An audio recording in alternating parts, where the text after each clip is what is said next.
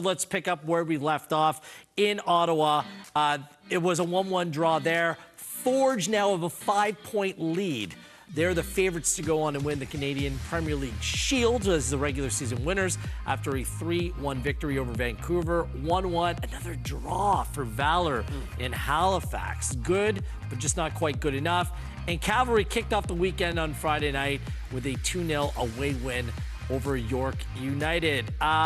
Atletico Ottawa in this one, 5 points back now, courtesy of that 1-1 draw. We've recalculated, we've done the math, and only two sides have clinched their playoff spots. It is Forge, it is Atletico Ottawa. Vancouver need to win outright. Cavalry, really, are knocking on the door. The door's open, they just haven't stepped inside as of yet. York United are close. It's really a four-way battle for that fifth and final playoff spot. Pacific Valor, by the way, next week. Huge playoff implications. This has to go down as a missed opportunity for Atletico Ottawa. Since they went on this little bit of a slide, they've gone 6 straight games in all competitions without losing, but the process hasn't looked great, and they limped to the finish line today in a 1-1 draw over Valor. What did you make of their performance? Because if I'm Pacific, I played midweek in Halifax to a 2-2 draw. I'm taking that point and I'm running with it. If you are a legitimate title contender, this is a game you have to win if you're Ottawa. Yeah, they should have. And there's more than enough in it for them to go on. This is a wounded animal in Pacific that you have to go and take advantage of. And they didn't. For me, the Canadian Premier League Shield will be at Tim Hortons Field. This is for just the 5 points with 4 games left. This was the time to really put pressure on them. You see Balou Tabla, thought he had a great game as well, and I thought he's the X factor for the side going forward. But just the lack of threat, Jimmy Brennan, Gaff, that they have going forward. I don't see as much. This is probably the only play in the match, at least a goal, where you see Abu Sissoko, how he goes forward and midfielders just want to get in the box. But other than that, there's not that much threat going through this Atletico Ottawa side. No, there isn't. They had a couple of chances, but they were good chances. Like Tabla gets in, hits a post. Second half. Then the second half as well, when Del Campo plays the ball across. It's like long balls like that. But the problem is a lot of the time, too, when they get in these positions, they're going for power. Instead of just passing it into the back of the net. Like here, you don't have to kill it. It's on a tee for you. Just pass it in the back of the net. Yeah. And that's what let them down. That could have been 3-0 up. And then we'd be telling a different story saying, oh, well, they got the opportunities and then they're scoring goals. Great they ball by Zanata there. Something. Just quick mention, Jimmy, Moses Dyer has now scored in 4 straight games for Pacific. Yeah, absolutely. But, I mean, this is just bad defending, isn't it? Yeah, it is. That's where the gaps are in between the back three. It's very true, but someone has to put a body on him. Like Iliadis, bump him, something. I'll tell you this for free. Iliadis, he's the last man, right? He sees the whole line.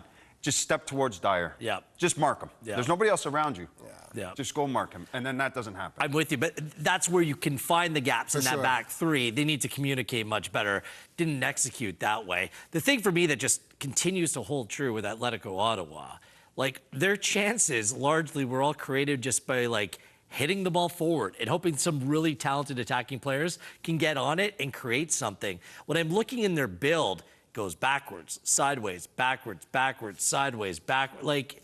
They're in no hurry. They're almost waiting for their opponent to make a mistake before they try to attack Jimmy. And then when I look when they're up and in around the area, there's not enough bodies up there. They're just playing so deep. If you're the manager, you're Carlos Gonzalez, are you looking at this saying, you know what, maybe we don't have all the pieces, maybe this is the way that we have to play, just be a difficult team to beat, rather than a team that's going to take the initiative? Yeah, but when you say you don't have the pieces, I don't know. Some of the best players in the league. I'm with you. You have I'm speculating. almost the best squad in the league when you look at it. And on paper, the way that they're performing, I think sometimes you've brought those players in because they're creative in their own right. You know, whether it's Aparicio, Ali Bassett, obviously, he's gone there. Didic has gone there. Tabla's come back. There's so much talent in this squad. But I think, personally, for me, I would rather play with a high press and win the ball in good areas and tell these guys, go express yourself now. Me too. Go express yourself. Go make something happen. Whereas they do a medium block, they're inviting pressure, they're hoping to win it. And then when they go into the low block, they've only got that camp up top. So it's hard to get out. And now you're asking these players to make a 40, 50-yard run to go join the attack. Well, maybe it's looking at other answers and thinking maybe let's go with a higher press and see what we can do then. But at the same time, they've scored an awful lot of goals this year, haven't they? Yeah. So they are creating these chances. They are scoring goals. They're good at set pieces, but I think you're just looking at it thinking, well, maybe it's not so attractive at times. Right. as opposed to maybe letting them go enjoy their football. And But yeah, but then also looking at a deeper look at Carlos Gonzalez, the games that in the beginning, when they did play a bit open and freer, like they were playing that football and getting wins, but there was that period as well where they're doing the same thing and still getting a draw. So I feel like he's trusting the devil that he knows, maybe just defending and being that team. And we're looking at it, and it's very mundane, and it's very boring at times. But he's like, maybe I can get behind a team only scoring 1 goal on us on the day. I just look at it again today, like big crowd, players are up for it. I'm with you, Jimmy. They have good players in their team. It's like the handbrake is pulled up. They should go for it. They're just playing a style where I'm not sure it gets the best out of them. Like Ollie Bassett coming off the bench again. There's a lot about the process that I don't understand, but clearly it's by design. And this is the way that Carlos wants to play. Yeah. Do we still consider this a title race? Or is a 5-point gap right now? I mean, Atletico Ottawa does have to go to Tim Hortons Field, so they do play one another. 5 points, is that a gap too big? I think so. Just when I look at the way that Forge handles matches, it's obviously not over, but for me it is. Like the Shield, as I said, that is for Forge with 5 points. They're gonna play York Forge next Saturday. I think a win there pretty much seals it, but I'm ready to crown them the way that they play the clientele they have within their roster.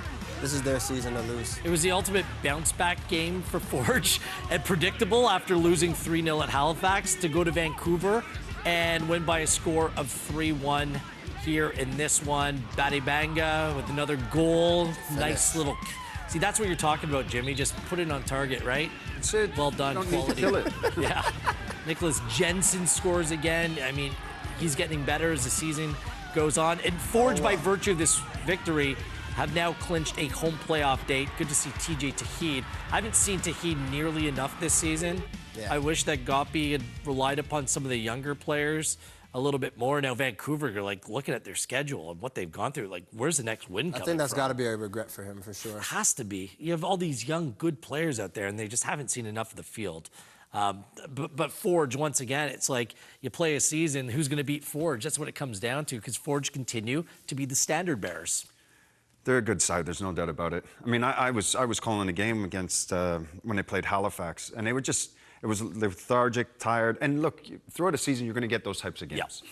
But they've got enough experience in their locker to get through the next few games, and I think they're going to win it.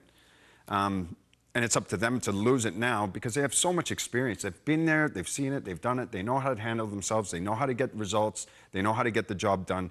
And for me, I think they're going to win it comfortably. Yeah, it's not about the Shield for me. It's about the double. Like, can they do the North Star Cup last game of the season? Can they win that? I think that's up for grabs for sure. I think there's some teams that could step up, but this is Forge's. Biggest question was number 9. Kone started up top on the weekend. Clonaridis was brought in. We'll see what that looks like. I think that's the one bit of a question in Forge's team. Bit, for sure. Other than that, it looks tight. It looks together. It looks really difficult to beat. Valor, Valor haven't lost a game, it seems like, for ages, but they keep on drawing. Another 1-1 draw. Sean Hundle now has 4 goals in his last 5 games. He's up to 7 on the season. Valor at home took the 1-0 lead over Halifax Wanderers. Late in the game, they dug in defensively. They were all celebrating the fact that they defended, the ball was put out, then they ended up conceding. And Zachary Fernandez gets a late equalizer in this one. What does this mean for the state of the playoff race? Here it is. This was just after, like, Dante Camp. Everyone's like, yeah, we got it out, we cleared it. And then a set-piece goal. That's a backbreaker, the 89th minute, Jordan. Oh, punctured a lung for sure. You're looking at this team and this game. You speak about Sean Hundle. He could have had a hat-trick. There was chances that he is feeling so confident in front of goal. But you talk about Halifax Wanderers and having 9 lives. They just keep on holding on bit by bit, thread by thread. And yeah, when you're looking at the 5th place spot, nothing much really changes. Who are you backing for 5th place, Jimmy? What do you like? It's tough, eh? Yeah, no, it is. It is very, very tough. I think I had Vancouver in there. Yeah. But I think Pacific probably will end up doing it. I just look at these missed chances. Valor here, the handball behind the back that never should have been giving up a late one to Vancouver when they were down to 10 men. It's like Valor have been given opportunities to clinch a playoff berth for the first time in their history and just for whatever reason, Jordan, just not getting it over the line. I think they've been playing some good football, too. They have, and they're a likable side. We say this week in and week out. Phil DeSantos, likable. There's players in the team that you root for. But even I think about the Resurrecao chip as well against York United. Like, so close to getting 3 points. But it's going to be a spicy end. The last 2 matches, the last day, everyone playing at the same time. That could be the day that decides it, too. An important point for Halifax as well. They're right in the mix. As I said, Pacific Valor next weekend. Woo! In Winnipeg, that is a huge game. The CPL weekend kicked off at York Line Stadium on Friday night. It was Footy Prime Night. Jimmy Brennan and company were down there. I was there. Yes, I was. Then you take this away. Provide your analysis. Listen, I'm the wrong guy to ask. I was there socializing, watching the game. I was having a beer. I was not working that night. Well, I can take this one for sure. So someone can take it. I can absolutely take this one. This one was a great game. I think this too. Look at Elijah Adekube. Look at this. Like, off the heel, off the rear end, and it still goes in with Ali Musi. But I think what Calvary showed... Oh, let's break this down. Give me your goal call here. This is 35 yards. Sergio Camargo! Barely any spin on it. Sees Vincencini out. And I asked him flat out, I said, oh, did you watch the match last week and Resurrecao tried it? And he said, I've been doing this all the time in training. I'm not watching other teams. I hit this all the time in training. I saw him out and I did it. And Jimmy, you know, you've coached against him. You've seen him play at training. You've seen him play in games.